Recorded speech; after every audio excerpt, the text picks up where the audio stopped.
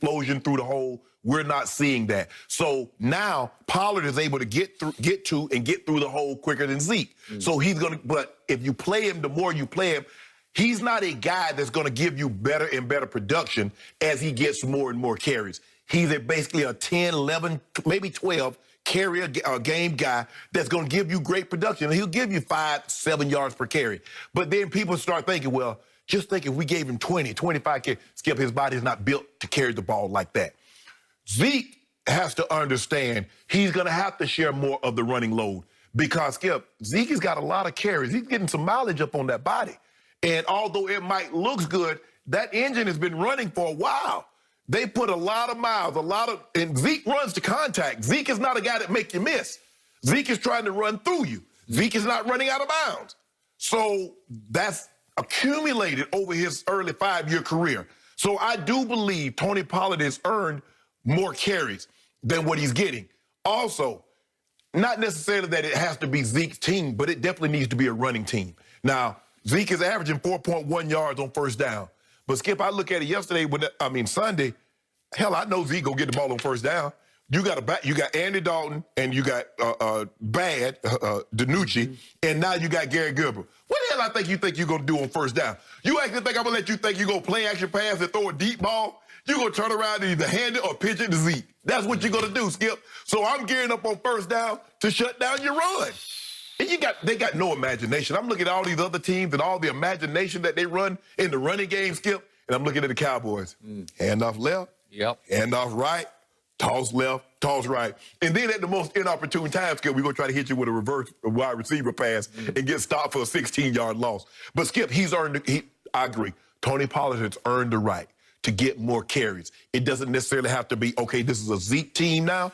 This needs to be a running team. Because I don't believe Garrett Gilbert now. Stephen Jones says when Andy comes back, Andy's going to get the job. But I don't believe Andy can throw us the wins. I believe that things going to have to be play action because I still don't trust your offensive line. Now, they did a commendable job. But the question is, what happens when you play a 4-down front and those guys don't walk and you have to put those guys in coverage? Because I still don't trust your offensive line, Skip. I still believe they're better run blockers than they are pass protectors. So, I preface everything I'm about to say with this breaking news. Trevon Diggs, a real bright spot, a real breakthrough rookie out of Alabama that I was starting to fall completely in love with, has a broken foot and is out for 4 to 6 weeks. Oh, y'all. 4 to 6. Skip, he was the best guy in the secondary. I wondered why he missed stretches of the game the other night. He did try to come back in and play on what was a broken foot. Wow. But, hey, he was looking like a player. Yeah. Like somebody who could be a difference maker, Yes. a ball hawk, somebody who had amnesia, who can get roasted and toasted, You but gotta he will have that to bounce play that back and position. he will take it away from you. Yep. And he's gone, so maybe it's just snake-bitten you. Maybe it's just not meant to be, which brings me back to Ezekiel Elliott.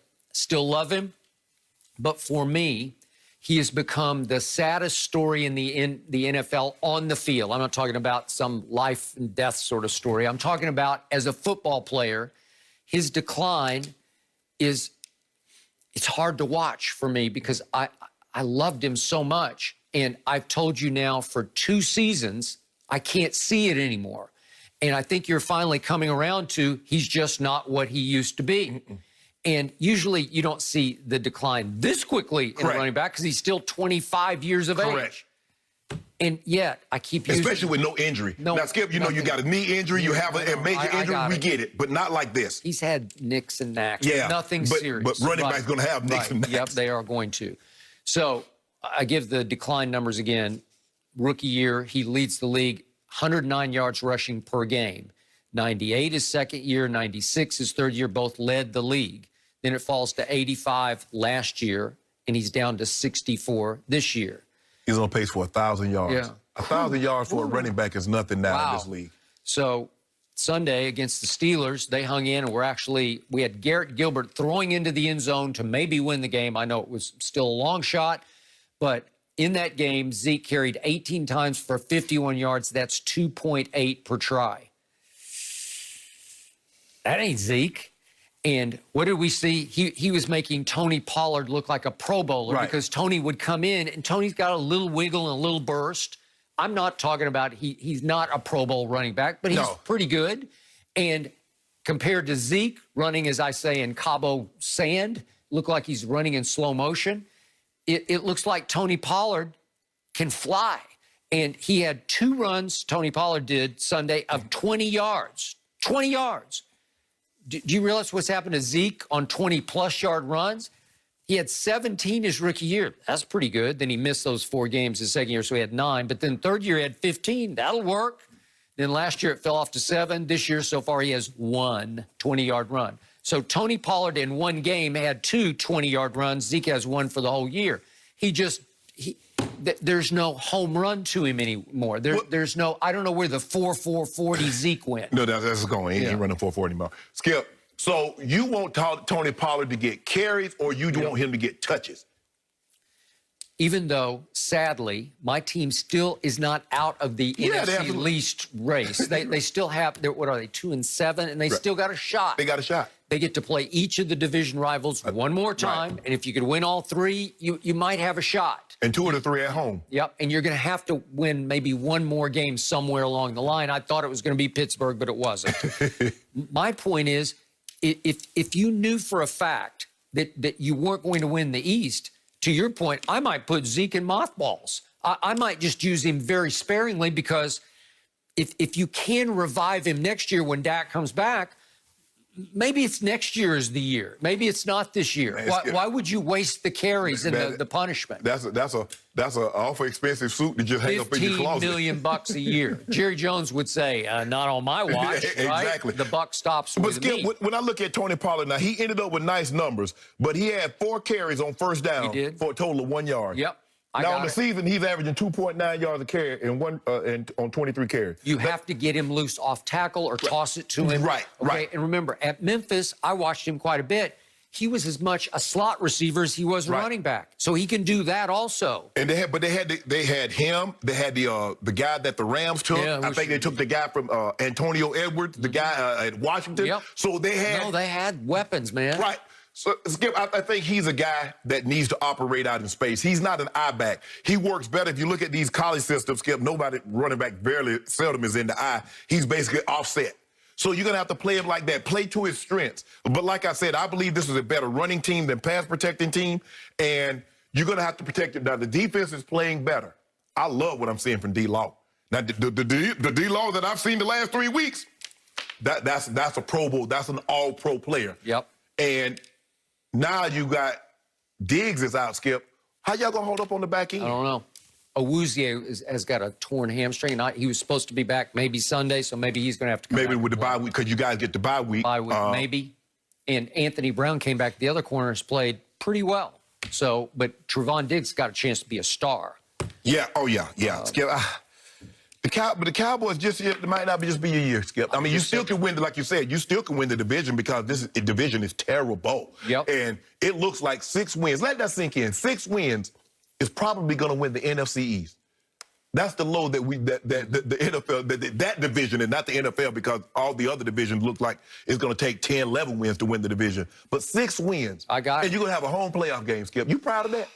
No, I'm not. And I'm here to say my bottom line to this Zeke discussion is I believe they could be a little better with Tony Pollard as the every down back. Really? Because you could use him different ways, because Zeke has a hard time catching. He didn't have great hands. Tony Pollard has really good hands. He needs to be able to fake, Skip. Zeke can catch the ball if you face him. It's like when he's going away, because you see him, they throw the ball to him, and it's just like... right through his hands.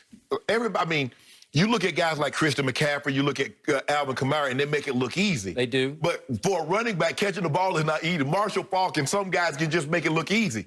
Yep. Kamara literally could play the slot. Christian McCaffrey could play the slot. There are ways to use a Tony Pollard, because you can just keep flipping it to him the way Brady would flip it to a running back. Or screen him, or toss it to him, or get him off tackle where you catch them, where you get any kind of a crease, he will hit the crease. Yeah, but I am surprised, Skip. I am surprised that Zeke numbers have declined like they have. considering he's only 25, considering he's had no major injuries. Yeah, all running backs going to have bumps and bruises. You don't think Derrick Henry's bumped and bruised with the load that he's carrying? No sure doubt. he is. No doubt. But I'm surprised. I am shocked that Zeke has not run the ball better this year. I want to be clear about this. I am not questioning Zeke's effort. It's not an effort because he will try so hard, body lean. He will run through a brick wall. Right. But when he runs through it, he's usually just falling forward for 4 or 5 yards, and that's his best run of the day. Right. Oh, you ran through the brick wall because there's no real hole there, and you couldn't make anybody miss at the line of scrimmage. And that's what caused some of those fumbles, because he's trying so hard,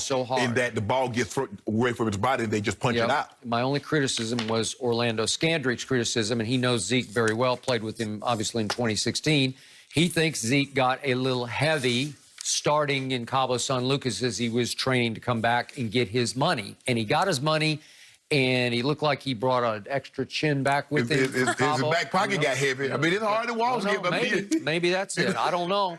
But again, he doesn't look sleek the way he looked in 2016 or back to 2014 or 2013 when he was running wild. Well, it's kind of hard, Skip. It's kind of hard to change midstream during the season. But if I'm Zeke, what I've done over the last 2 or 3 off seasons, I'm getting away from that.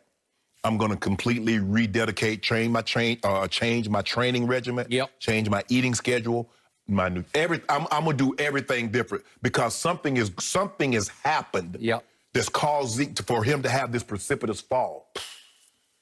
Can he get rid of the feed me tattoo, or is that? I mean, that's going to be hard to cover up. That might be the problem. He might need to go on a fast. When you commit to the tattoo, a don't above it, right? It's just a little bit. It's a